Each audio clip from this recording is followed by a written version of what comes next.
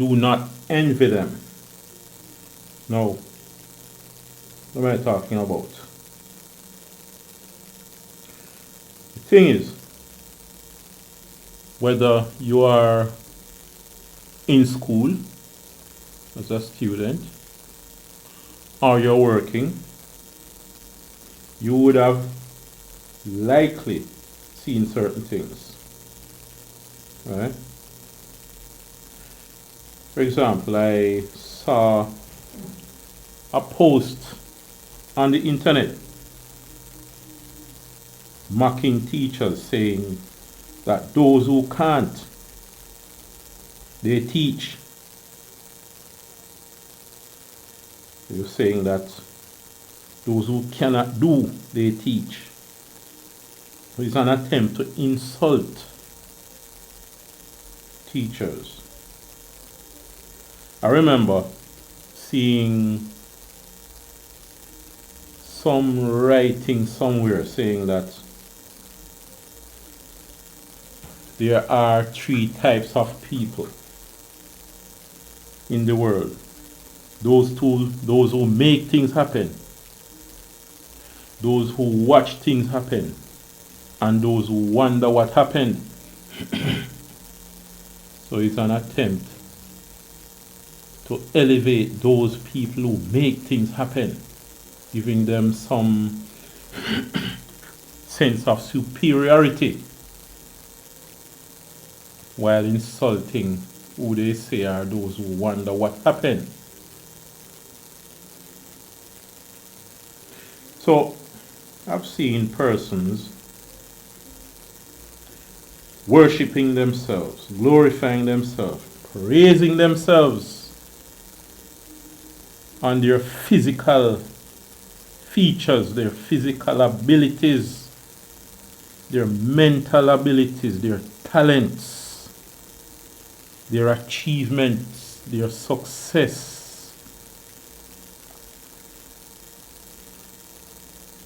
Their success in life, their success in their careers, their profession. They speak very highly of themselves while pouring scorn on those who they see as being beneath them and who must stay in their lane.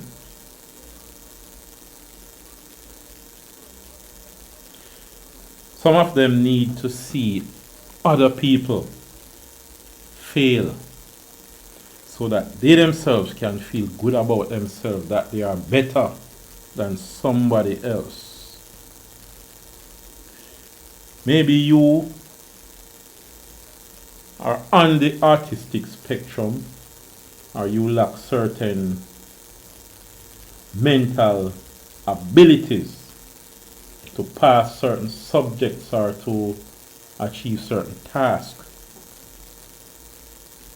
And some people refer to you as retarded, fool, having no sense. Sometimes they berate and degrade entire groups of people. Right? Or maybe you are in certain job. Maybe you're an academic, you're a teacher. And you're studying, for example, maybe an MBA or some non-academic course. And those in the class, their body language and view is that they are the ones who belong here because they are working in the industry. What are you doing here? Sometimes they have that attitude because they are lighter skinned. They live on the upper side of town. They are the uptown, wealthier people. While you, with your quote unquote inferior accents and dark colored and your bad language, what are you doing there mixing up with them? Sometimes, maybe even your parents, your father and your mother, laugh at you and constantly, every chance they get, tell you that you are stupid and you're a fool and you don't have any sense and you're dunce. You have to realize, that even though naturally persons should want their children to turn out better than them in life, some people don't want that. They want to beat you down. They want to destroy your self-esteem. Your own parents want to beat you down. Sometimes in an attempt to ensure that you are never independent of them, whether financially or psychologically independent of them. They want to maintain control. They want to control you throughout their lives. But one of the things you look at when it comes to these people, having all sort of nasty references to you, degrading you and uplifting themselves. When you look at these people, many of them are not Nobel Prize winners at all. They are no geniuses. These people are not brain surgeons. Sometimes these people are extremely mediocre and poor. And you wonder what it is that they're bragging and boasting about.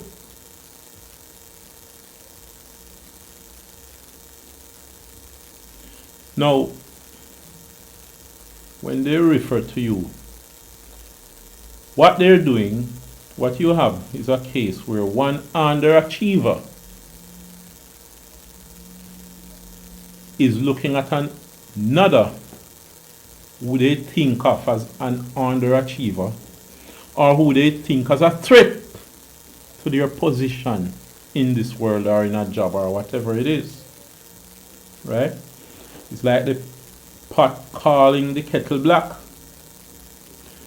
I remember a book called The Student's Companion, and it had a lot of proverbs. And one of the proverbs that I will never forget, it says, "Pride and poverty are ill, yet they often dwell together." And it applies not only to material poverty,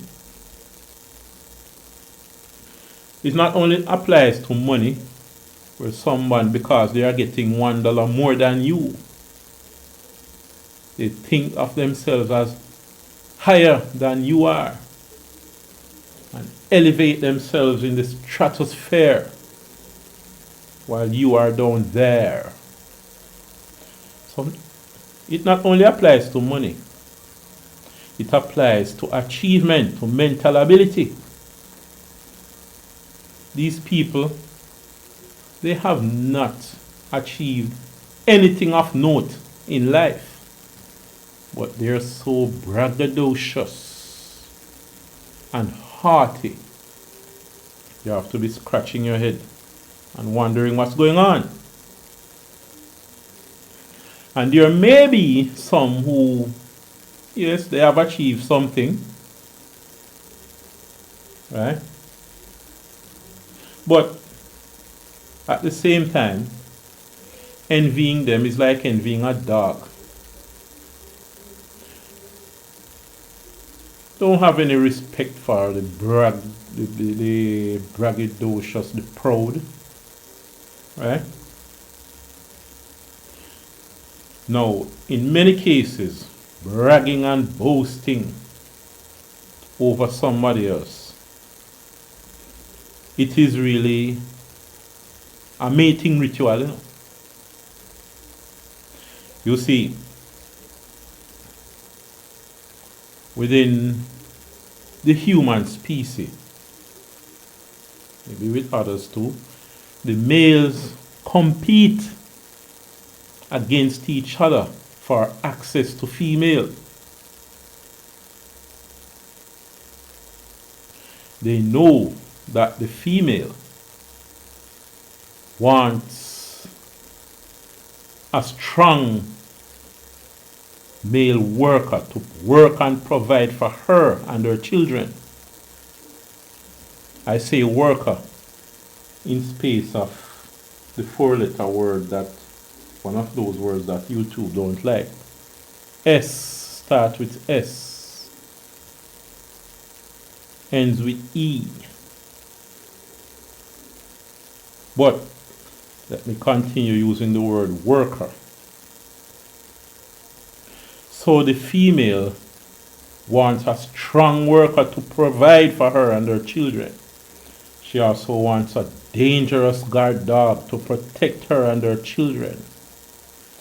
So when a man brags and boasts against another man about his physical attributes and his ability and so on and his achievement,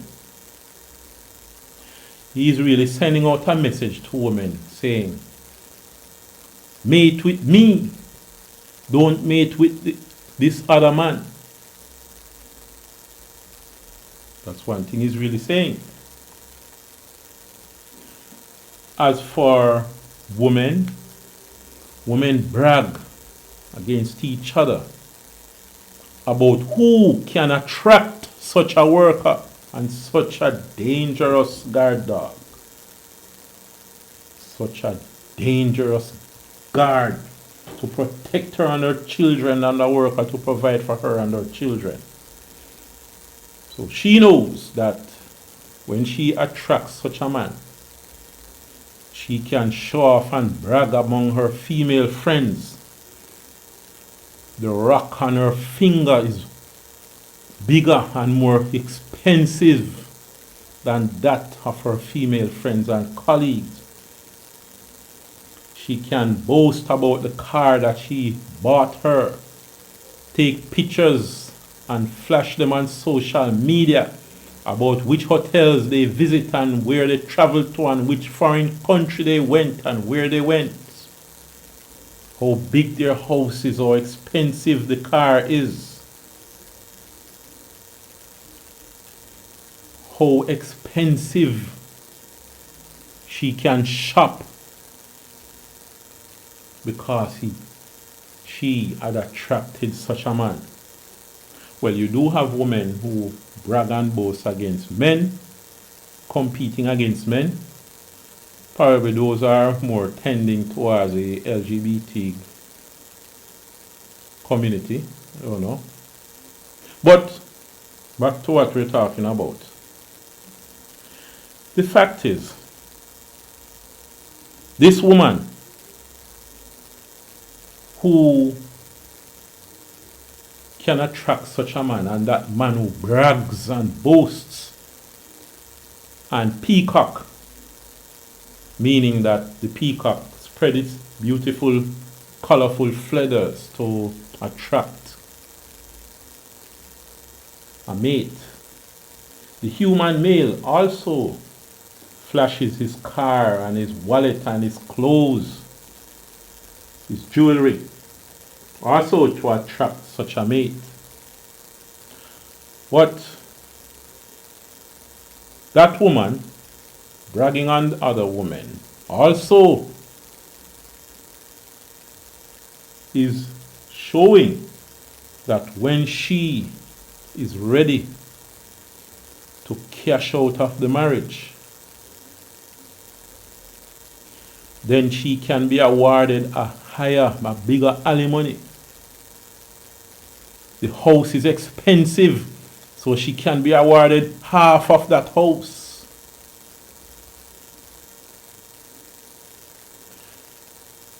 Now, she also can be awarded much larger sums in child support than can those other women. So that's part of her brag. And that man, maybe consciously, he knows what he's up to. But he's so caught up in bragging and boasting and attracting a beautiful woman, more beautiful than the other man can, that it blinds him to reality. Another thing, so that's one reason to not to envy anybody, right? And to feel down about yourself because they're mocking you and bullying you. One other thing is that nobody is indispensable. Some people believe that they are God's gift to the universe. Oh, so special, and nobody can do without them. You do have women who believe that their children can never live without them because they're so necessary, and society tells us all that there is no way the children can ever do without their mother. Or you have persons in high position believing that the organization cannot survive without them. But guess what? I know of persons, some of them personally, that were in such a position.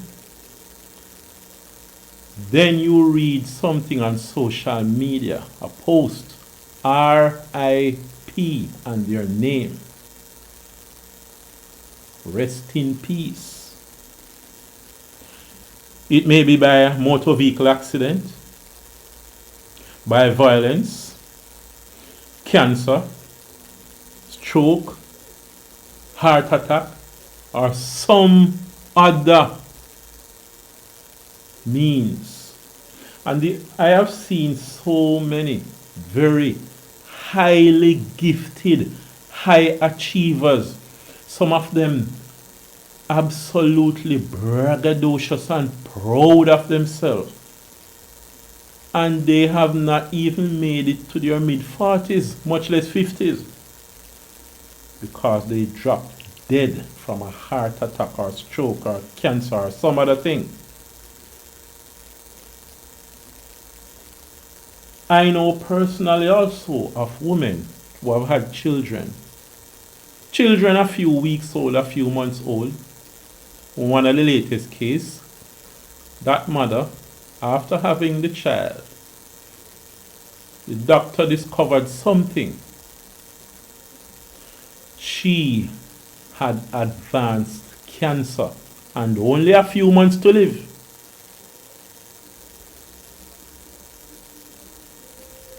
She, of course, passed away, leaving her few months old child. But other persons are there to take care of the child.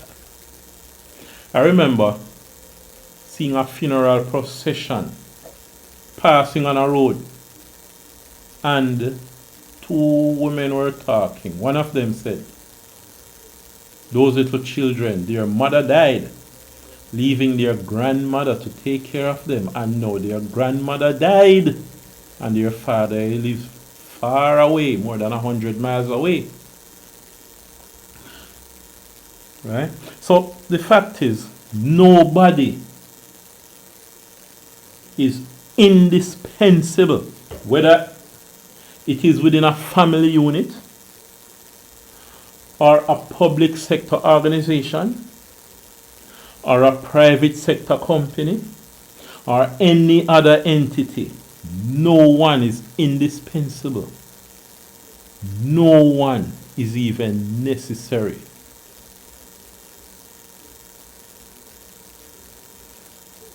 You die just like that.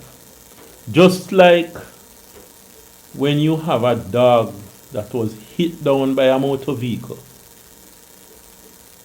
and its corpse is on the side of the road, go into rigor mortis and start to rot and stinks. That's what happened. That's it. So, another thing, many people who are very successful, they do some crazy things. Absolutely crazy. They hire hitman to get rid of someone who sued them and are caught. They get rid of their wives or their husbands for insurance purposes because they cannot satisfy with the money that they have already. Or because they found a young lover that they want to be with. And investigators catch them. Some crazy things that they do. So the thing is, don't envy anybody. Somebody bragging about themselves while berating you, just laugh at them and go about your business. Nobody is indispensable. Nobody is necessary. Nobody is needed. Society, the family, and the company can do without you. You drop down dead tomorrow, the world still rotates. The earth still revolves around the sun. Everything still goes on. Maybe your family will mourn for some time, and after the burial, everybody goes home and they eat and drink. And within a short time, they don't even remember. Maybe once a year, the anniversary of your death will come up. And they will remember you for a while, but they know that life goes on. Maybe they don't even bother to go back to visit your tomb, your grave. Right? Life goes on. And even if they do that, the cemetery becomes full and they put some other tomb on top of yours. Only this spot is there. Life goes on. So, that is what I have to say right now. Have a nice day.